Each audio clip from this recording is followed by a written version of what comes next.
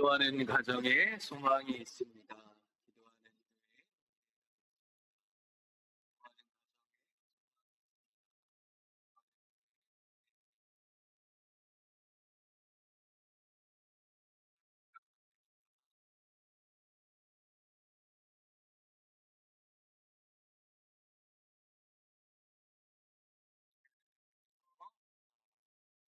많이 와서 교회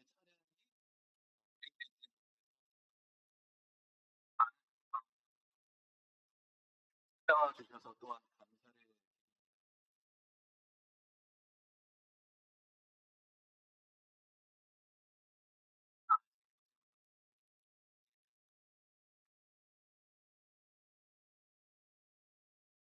일곱 시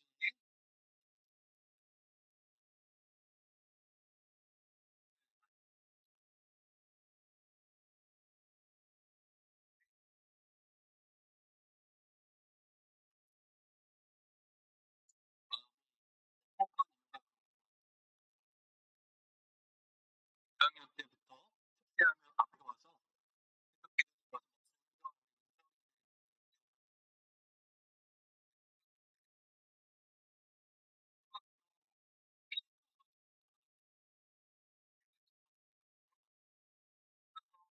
허리가 아프다고 해서 아니 피부를 얼마나 했으면 허리가 아파? 침이라도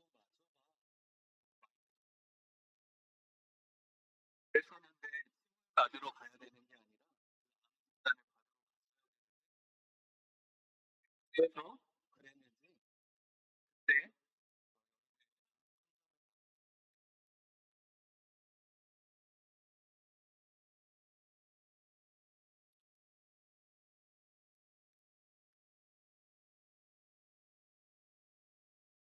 진짜 어떻게 해석해야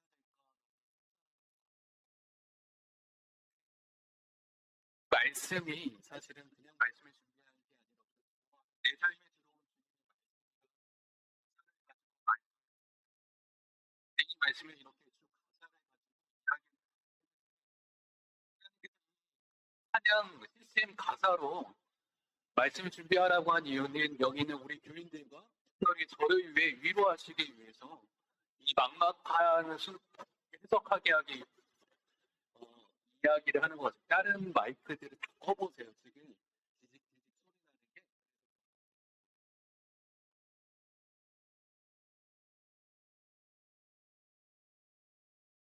아시듯이 지금 오늘 특송 우리 성가대에 솔로 하셨던 우리 권사님과 우리 집사님이 아들 관계라는 거, 또 하나의 내용과 같다라는 거 우리는 너무나 잘 알고 있습니다.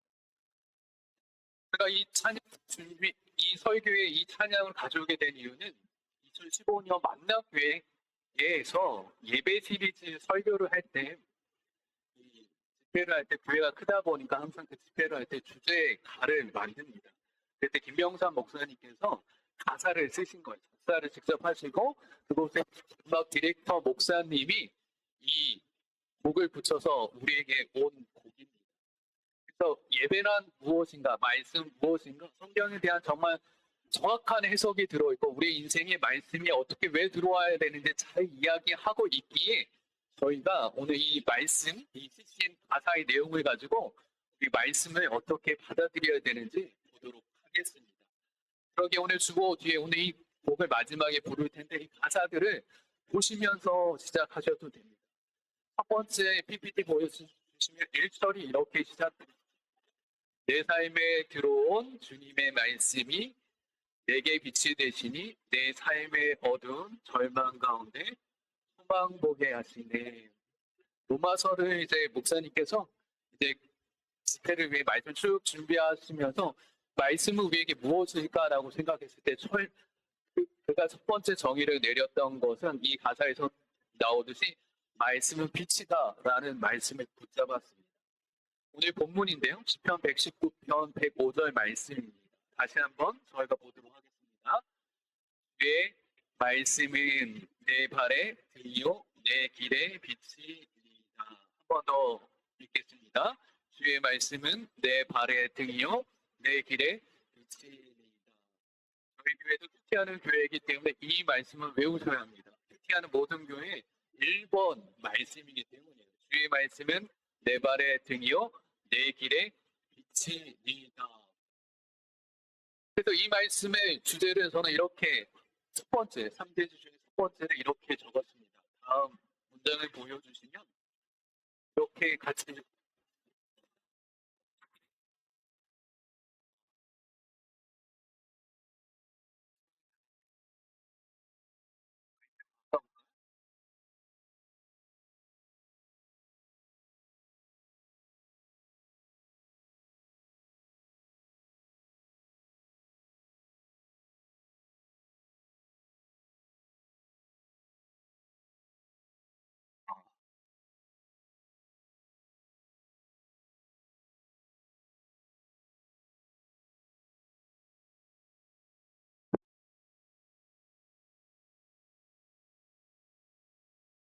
같이 읽어보겠습니다. 말씀이 들어오면 삶의 어둠이 해석된다. 같이 읽어보겠습니다.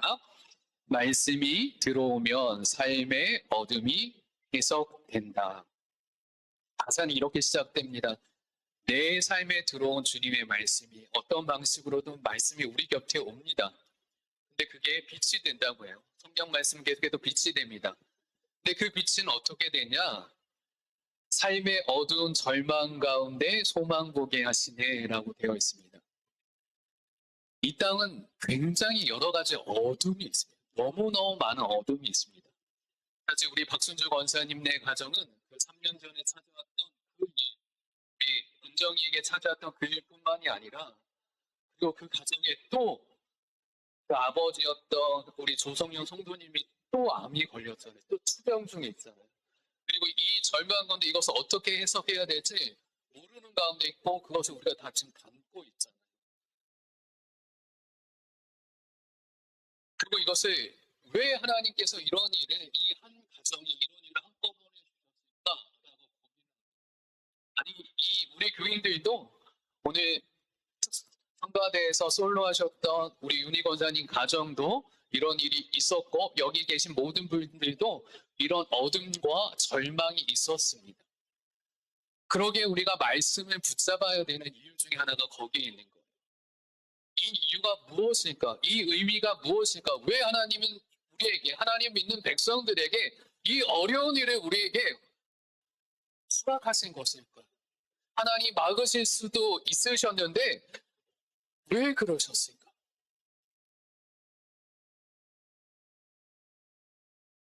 혹시 이해가 되지 않나이지만 시원하게 여러분에게 답변을 해드리고 싶지만 저도 쉽게 해석되지 않습니다. 그러나 오늘 이 찬양의 가사는 이렇게 이야기합니다. 절망 가운데, 삶의 절망 가운데 소망 보게 하시네.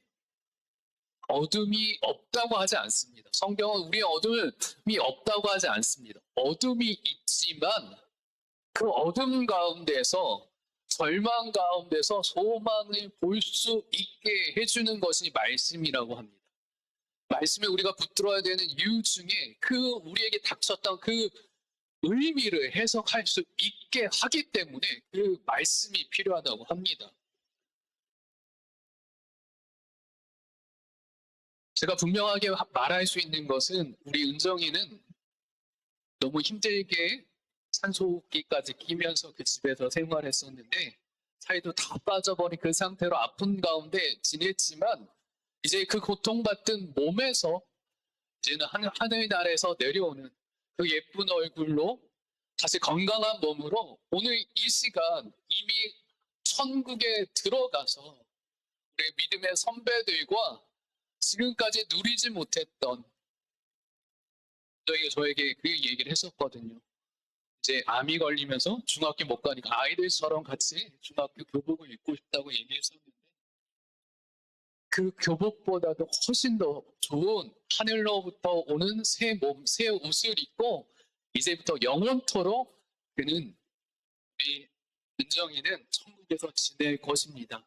이것이 하늘 아버지의 약속이고 예수 그리스도의 약속이고 우리의 믿음으로 한 걸음씩 걸어가는 진리의 길임을 믿으시고 절망 가운데서 소망을 보게 하는 말씀 가운데 머무는 우리 모두가 되시기를 주님의 이름으로 축원합니다. 두 번째 이제 2절 가사는 이렇게 들어옵니다. PPT 보여주시면 내 삶에 들어온 주님의 말씀이 나를 인도하시니 내 삶의 막막한 문제 가운데 주뜻 보게 하시네. 주님의 말씀은 우리에게 의미를 해석해 줄 뿐만 아니라 우리의 삶의 방향을 정렬시켜 줍니다. 이렇게 제가 말씀이 들어오면 우리의 삶이 어떻게 되는지 두 번째로 정했습니다. 같이 읽어보겠습니다. 말씀이 들어오면 삶의 방향이 정렬된다. 한 번 더. 말씀이 들어오면 삶의 방향이 정렬된다. 20세기 말부터 지금을 포스터 모던 시대라고 합니다. 진리가 부재한 것이 아니라 포스터 모던 시대는 온 세상에 진리가 가득 찼다라는 겁니다. 진리가 너무 많아서 다 옳다고 다 이야기하기 때문에 무엇이 옳은지 우리에게는 해야 될 것도 많고 그것을 따라가야 될 것도 많고 그런 시대가 포스터 모던 시대라고 합니다. 그러기에 우리의 방향이 너무나 혼잡합니다. 해야 될 것도 많고 해결해야 될 것도 많고 요즘에는 AI라고 하는 것까지도 배워야 될 것 같고 너무 여러 가지 일이 있습니다. 그러나 말씀이 들어오면 이 삶의 방향이 혼잡하고 어둡고 힘든 우리에게 그 삶의 방향을 정렬시켜 준다고 이야기합니다. 먼저 로마서 12장 2절 바울 사도는 우리에게 이렇게 이야기를 합니다. 함께 읽어볼까요? 너희는 이 세대를 본받지 말고 오직 마음을 새롭게 함으로 변화를 받아 하나님의 선하시고 기뻐하시고 온전하신 뜻이 무엇인지 분별하도록 하라. 우리가 이 세대를 본받고 나아가면 방황합니다. 제가 얘기했듯이 이 세상은 지금 기준을 하나를 이야기하지 않고 있어요. 수십 가지, 수백 가지를 이야기합니다. 그래서 그 방향에 어디로 가야 될지 몰라서 방황합니다. 그러나 그들이 방황하는 것은 아주 간단합니다. 무엇이 없기 때문에요? 기준이 없기 때문에요. 그런데 말씀은 우리의 길을 무언가를 새롭게 추가하는 것이 아니라 이 방향의 기준을 잡아서 우리가 어디로 가야 될지를 분명하게 이야기한다고 합니다. 이 세대의 뜻을 따라가는 것이 아니라 하나님의 뜻을 따라서 살아갈 수 있도록 만드는 것이 말씀이다라고 이야기합니다. 잠언은 그래서 우리의 명철에 대해서 의지하지 말라고 합니다. 잠언 3장 5절 6절은 이렇게 이야기합니다. 같이 읽어보겠습니다. 너는 마음을 다하여 여호와를 신뢰하고 내 명철을 의지하지 말라. 너는 범사의 그를 인정하라. 그리하면 내 길을 지도하시리라.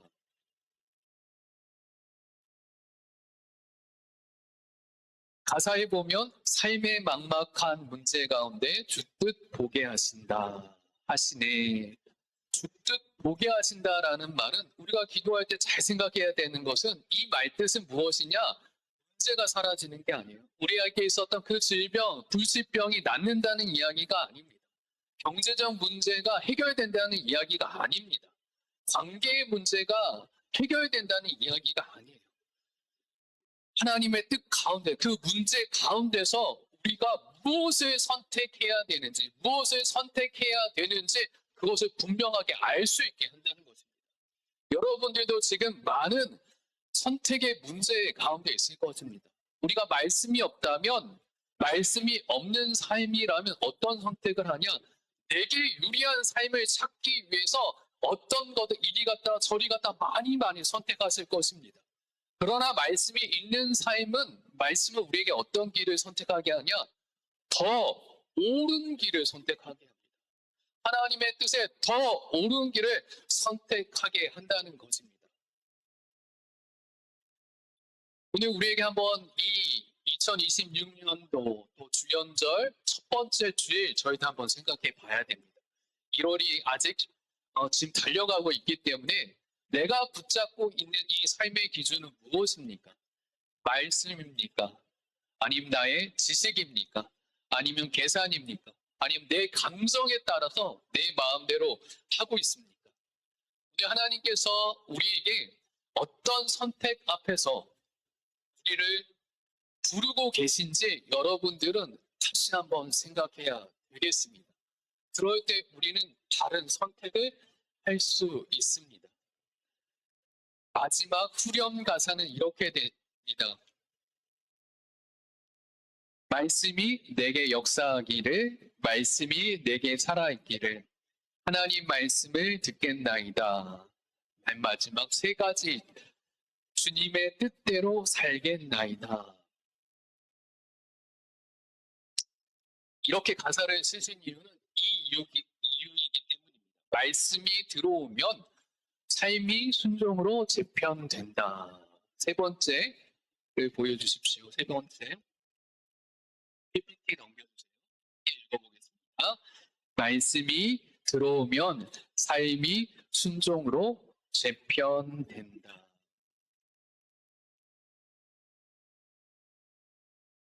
오늘 가사의 가장 중요한 것은 말씀을 듣고 음성을 듣고가 아니라 마지막에 이 가사를 이렇게 썼어요. 뜻대로 살겠나이다. 말씀 뜻대로 살겠나이다 라고 이야기합니다. 이 찬양의 가장 핵심 내용입니다. 신앙은 성취가 아니라 말씀을 듣는 것으로 끝나는 것이 아니라 살아낼 수 있냐라는 것을 이야기합니다. 야고보서 1장 22절은 굉장히 이 이야기를 세게 이야기합니다. 우리가 말씀 듣는 것으로 끝나는 것에 대해서 굉장히 세게 이야기합니다. 한번 읽어볼까요? 너희는 말씀을 행하는 자가 되고 듣기만 하여 자신을 속이는 자가 되지 말라. 오늘 이 자리에서 말씀만 듣고 이 말씀이 오늘 이 주일, 이 예배 가운데서만 일어나는 일로 끝난다면 우리는 어떤 사람이 됩니까? 야고보서 기자는 굉장히 세게 얘기했죠. 자신은 어떤 사람이라고요? 속이는 사람이다 라고 이야기합니다. 말씀을 듣는다는 것은 정보를 얻는 것이 아니에요. 우리 이 시간 여러분들이 성경을 어떻게 해석해 주는지, 오늘 우리 목사님이 어떻게 이것을 우리의 이해되게 해주는 건지, 잘 가르치는지에 멈추는 것이 아닙니다. 또한 그것이 어떤 종교적 유예로 끝나는 게 아니죠.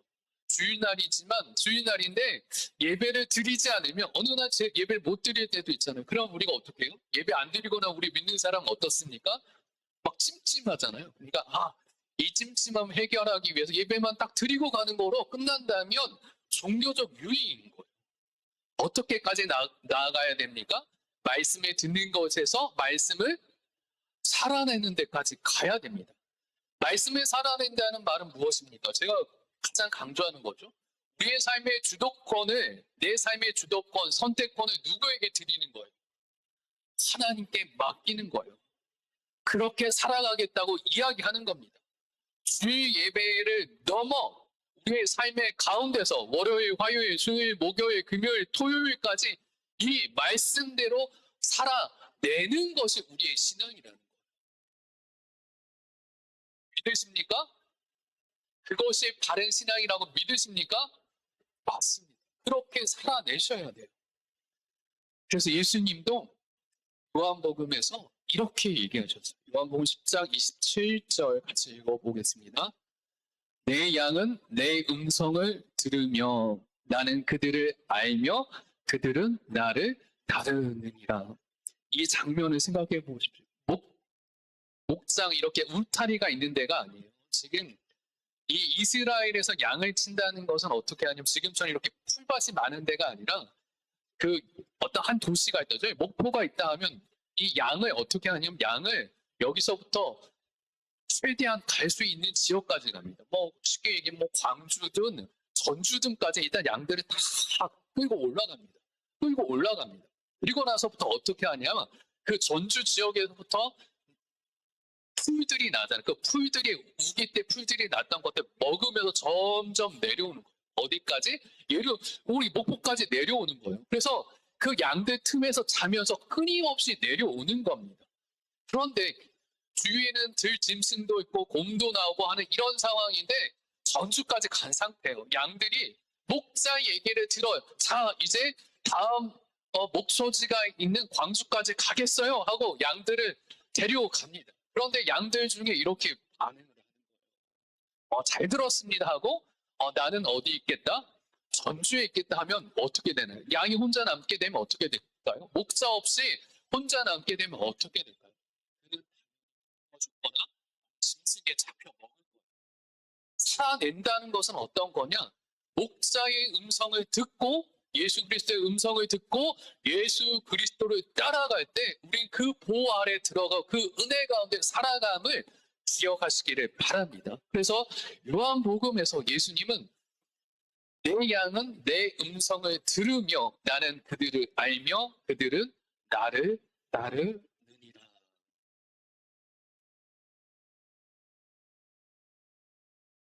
2026년도 우리 교회에 주신 하나님의 말씀은 우리 주보에 계속 제가 지난주도 얘기하고 계속 얘기하고 있죠. 말씀에 뿌리 내린 교회라는 표로 저희 교회가 가려고 합니다. 그리고 그 이야기에 대한 구체적인 이야기를 했어요. 말씀이 우리 삶을 해석하게 하고 의미를 부여하고 정렬할 뿐만 아니라 내가 말씀에 따라서 순종할 수 있는 삶을 하게 하는 것도 무엇이다? 오직 말씀밖에 없음을 저희들 다시 한번 기억하시기 바랍니다.